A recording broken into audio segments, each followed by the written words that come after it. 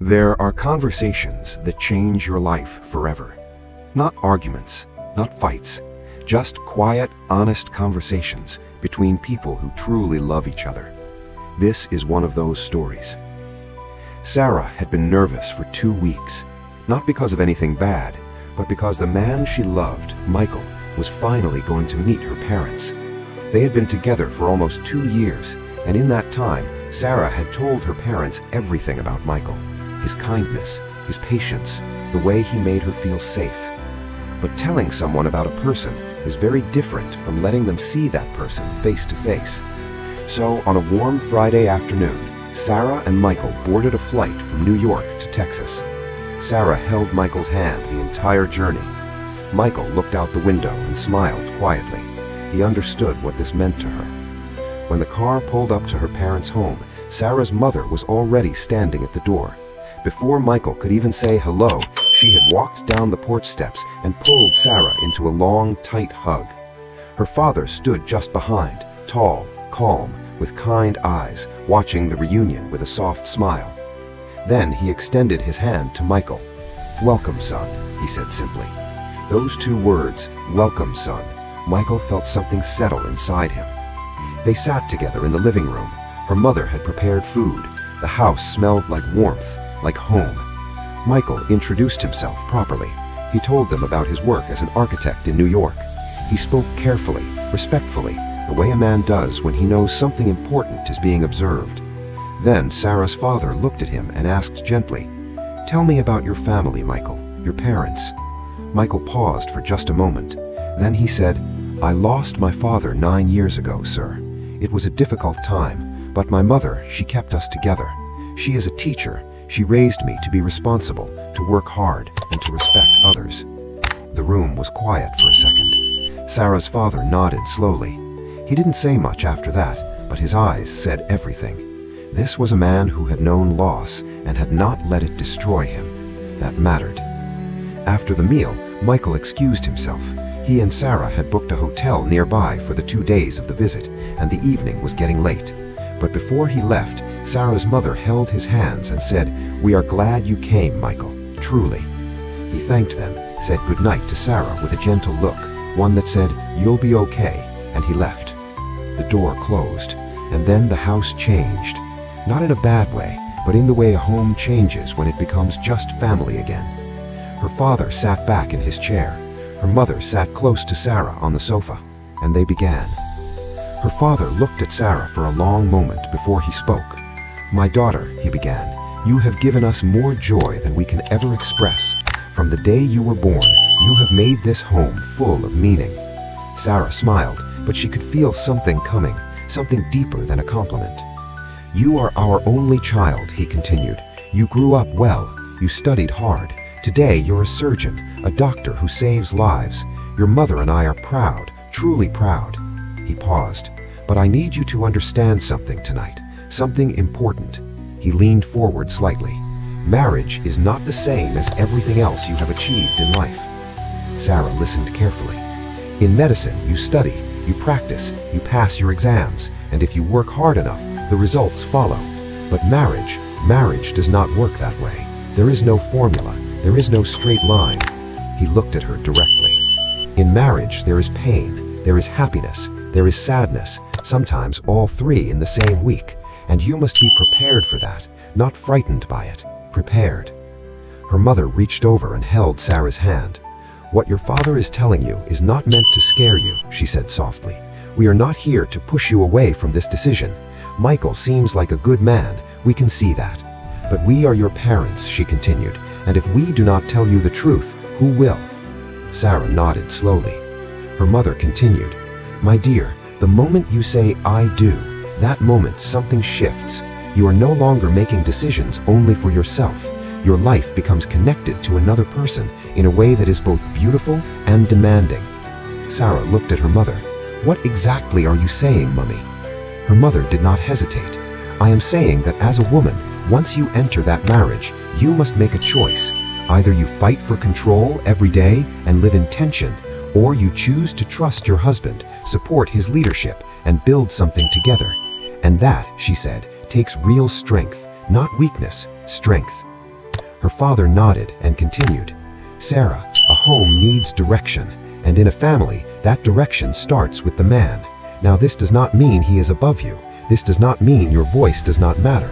It means someone must hold the steering wheel, and both of you must agree who that is. That is why," he said firmly, "you must not just marry a man you love, you must marry a man you trust, a man you believe can lead, not control. There is a difference." He spoke slowly so she would hear every word. "A man who controls you will silence you. A man who leads you will protect you. One pulls you down, the other lifts you up. So before you walk down that aisle, ask yourself, is this a man who listens? Is this a man who is honest even when it costs him? Is this a man who treats you with care and respect, not only when life is easy, but when life is hard? Because life will get hard," he said. "That is not pessimism, that is simply truth." Sarah was quiet. She was absorbing every word. Her mother spoke again. "Let me tell you something many women do not want to hear." She paused. "So many women want their husbands to love them unconditionally. They want to feel cherished, adored, and valued every day. And that desire is real, it is not wrong. But here is what many of those same women do not see." Her voice became gentle but direct. "They do not cook on time. They go out whenever they feel like it, without consideration.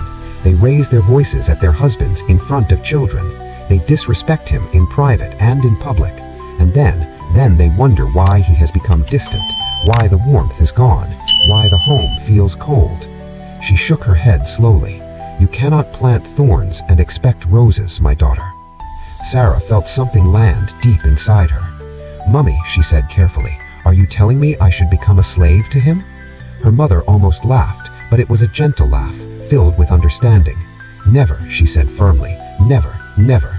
A real man, a man with character and integrity, will never treat you like a servant. When you give him respect, he will honor you. When you care for him, he will cherish you. When you build with him, he will protect you. What I am describing is not slavery, it is partnership, true partnership, where both people give and both people receive. And when that partnership is real, when the home is peaceful, everything else follows. Your health improves, your mind is clear, your children grow up watching something worth repeating.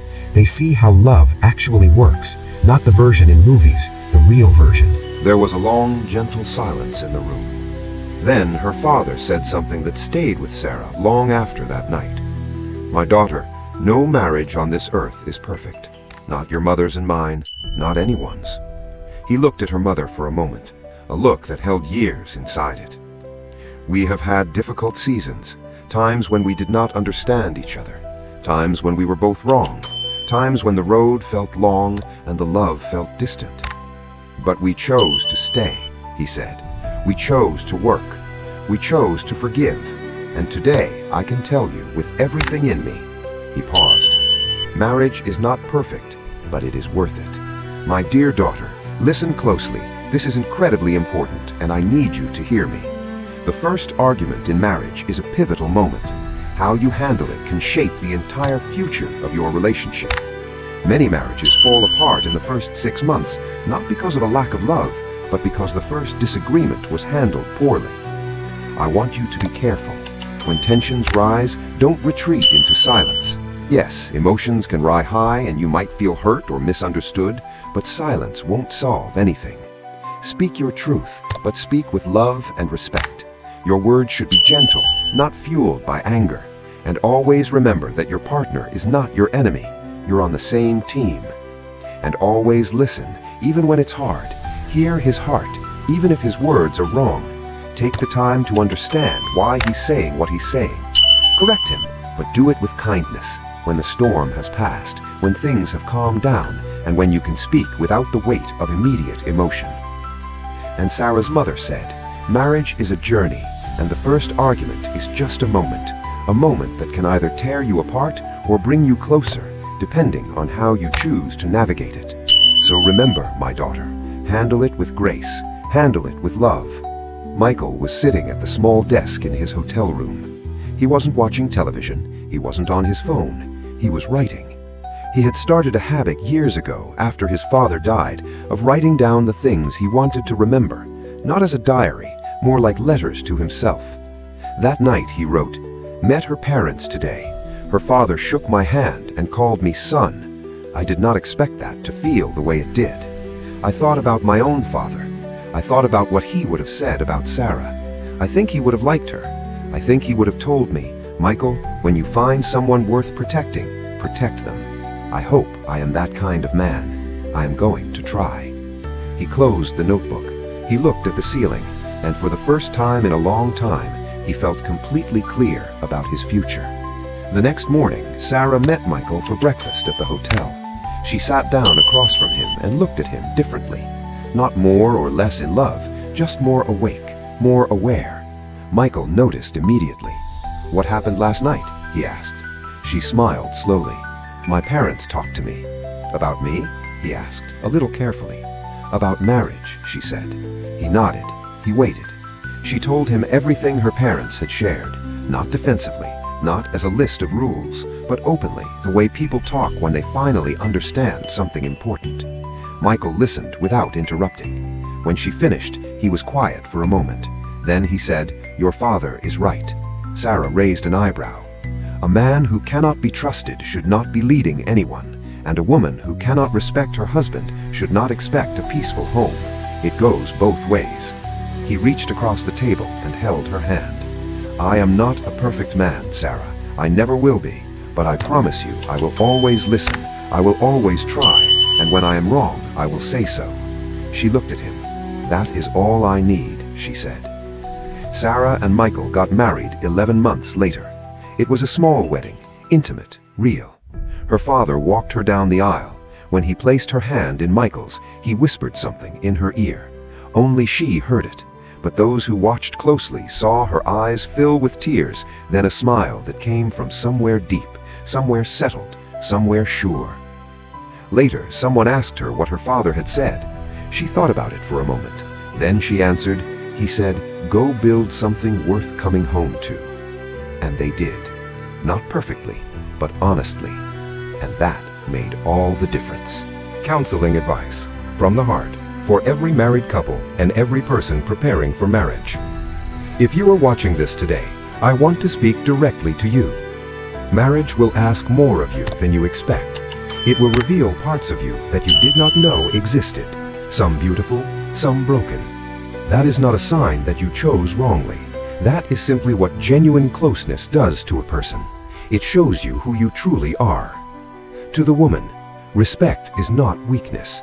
Choosing to support your husband does not erase your voice. It often amplifies it. A man who feels respected at home will move mountains for his family. You are not less because you choose peace. You are the foundation. To the man, love is not a feeling alone. It is a daily decision. Your wife needs to feel safe with you. Safe enough to be honest. Safe enough to be imperfect. Lead her with gentleness, not force. Protect her with consistency, not just words. And to both of you, the couples that last are not the ones who never argue. They are the ones who refuse to quit. They choose over and over again to come back to each other. Marriage is not perfect, but in the hands of two people who are willing, truly willing, it becomes one of the most extraordinary things a human being can experience. It is worth it. Stay the course. If this story touched you, share it with someone who needs to hear it today. Leave a comment below.